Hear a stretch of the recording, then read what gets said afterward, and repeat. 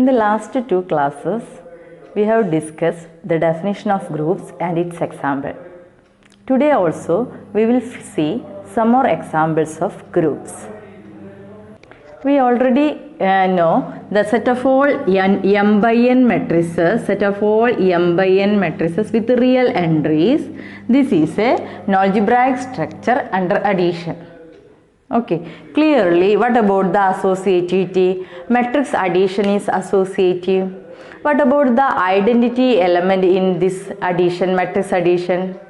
A matrix of order m by n containing all elements 0. That is 0 matrix of order m by n is the additive identity in this algebraic structure. Okay, if any A belongs to mn by of R, minus A clearly belongs to the set of all m by n matrices, and A plus minus A is equal to 0 matrix. So clearly the set of all m by n matrices, real entries or complex entries under addition is a group. What about abelian? Is this group is abelian? Clearly matrix addition is commutative. Okay, A plus B is equal to B plus A. If you add two matrices, we will get the same value. Okay, so matrix addition is a set of all m by n matrices under addition is an abelian group. Okay, now what about the matrix multiplication? For multiplication, we have to consider the group set of all, we have to consider the set of all mn of R. This set is the set of all n by n matrices. Okay, now what about matrix multiplication? Clearly matrix multiplication is closed. Now what about the identity element, associativity? Clearly matrix multiplication is associative. Now what about the identity element?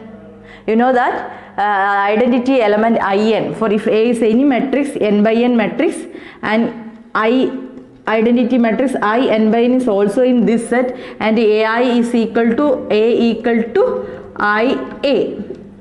Okay, so multiplicative identity also exists. Now what about the inverse?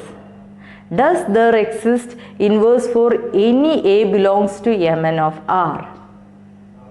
Okay, clearly 0 matrix with all entries, clearly n by n matrix with all entries 0 belongs to this set. Now what about the inverse? Inverse does not exist. Okay, therefore set of all n by n matrices with entries real or complex does not form a group. Okay, but we can make a group from this set of all m by n matrices. We have to consider a subset of set of all n by n matrices. Let S be the subset of mn of R, and this consisting of all invertible matrices. Then we can prove that this set S is a group under matrix multiplication. Now we have to check the set S, the set of all invertible n by n matrices form a group under matrix multiplication. Okay, now S consists of set of all invertible matrices. Therefore, if A comma B belongs to S, then clearly A inverse belongs to A is invertible. Therefore, A inverse belongs to SY. A inverse is again A. Okay, and A inverse, similarly B inverse also belongs to S. Why? A is an invertible matrix, therefore A inverse exists. A inverse again invertible, therefore A inverse also, A inverse is A, and that belongs to S. A inverse is again invertible, therefore A inverse belongs to S. Similarly, B inverse belongs to S. Now we have to check whether this multiplication is closed or S is closed with respect to matrix multiplication. Therefore, you have to take two elements, A comma B belongs to S. What about AB? Does AB is invertible? To prove AB is invertible, it is enough to show that there exists an inverse of AB. If you multiply that matrix with AB, you must get the identity matrix. As A is invertible, you can easily say that A inverse is equal to IN is equal to A inverse A. As B is invertible, B inverse is equal to In is equal to B inverse B. Now you consider the matrix B inverse A inverse. B inverse belongs to S, A inverse belongs to S. Now AB into B inverse A inverse is equal to matrix multiplication is associated.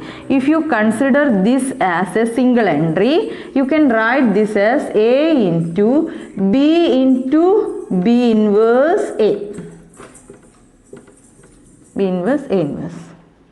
Again you take associative property here. This you can write as A into B inverse A inverse. Again using associative, again using definition of inverse, this is A inverse. A into In is A inverse, and this is equal to In.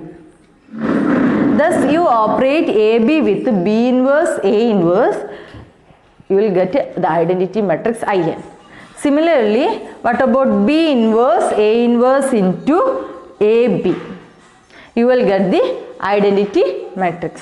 Now what about B inverse A inverse into AB is equal to, using associativity property, you can write this as B inverse A inverse AB. Okay, B inverse A inverse AB, and again here you apply associativity property is this, you can write as B inverse A inverse A into B.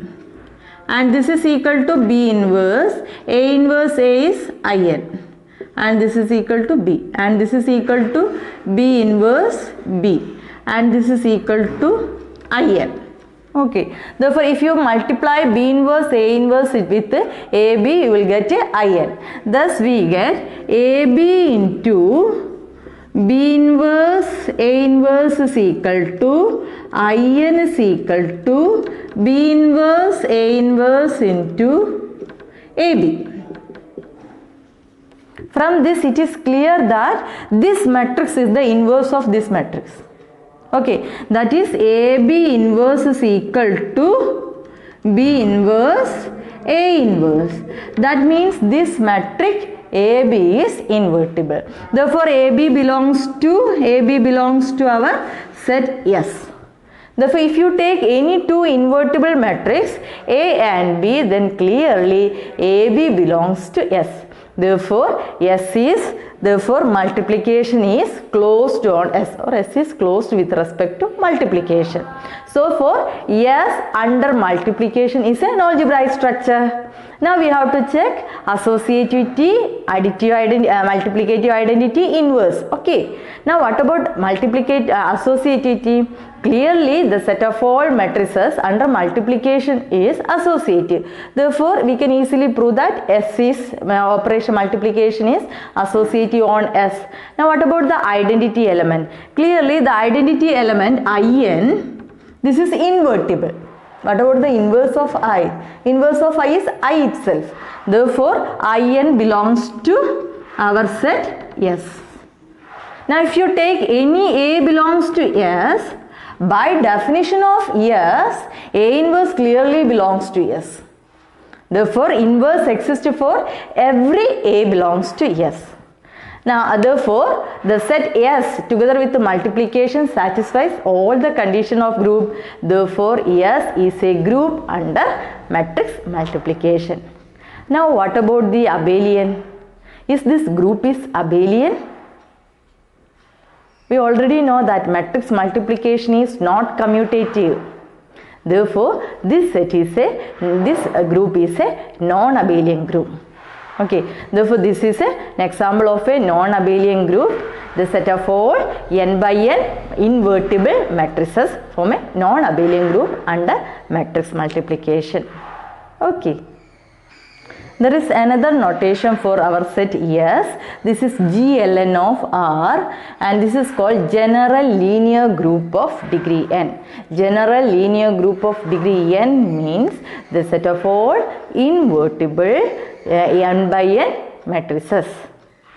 We have already proved that the set of all integers under addition is an abelian group. Similarly, you can easily prove that set of all rational numbers, set of all real numbers, set of all complex numbers all form an abelian group under addition. Now what about multiplication? Is Z under multiplication form an abelian group? If you take 2, then there does not exist an inverse for 2. Therefore, Z under multiplication is not a group. Now what about Q under multiplication? If you take 0, then clearly inverse of 0 does not exist in Q. Therefore, if you consider Q star, which is equal to Q minus Z0, then clearly that form an abelian group under multiplication. Similarly, you can prove that R star, C star, the set of all real numbers, set of all non-zero real numbers, similarly set of all non-zero complex numbers form an abelian group under multiplication. That you will submit as an assignment. Okay. Now what about, we have already discussed set of all real valued functions. Okay. You can easily prove that set of all real valued function form an abelian group under function addition. Okay.